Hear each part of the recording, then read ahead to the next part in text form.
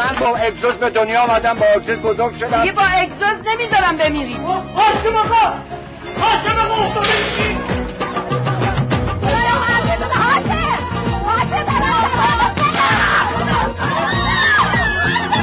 اعظم تو تهرون واسه من کار پیدا کنه. هاشم اسم تهرون نیا، شیر محرومت میکنه ما.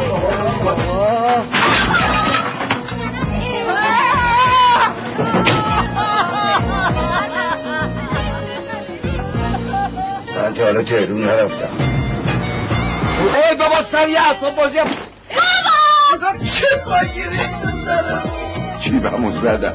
جیبتو زدم. بیچاره اون دوتا که دیگه جیب تو رو زده. خواستگاره؟ بله. بزن بزن.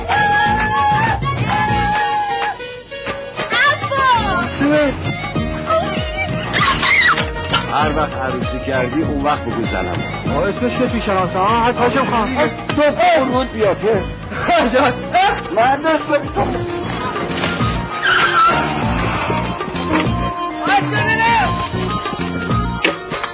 تو همونی نیستی که وقتی بابات مرد انگوششو جوهری کردی زدی زیر کاغذ. من با یه مسابقه اگزوسازی بیام سریدار بشم. چه شده هاشم؟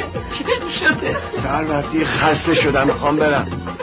دیشب خواب بابامو دیدم گفت اینجا بهتر از اونجاست. بزن تمومش کن. پسرم هاشه.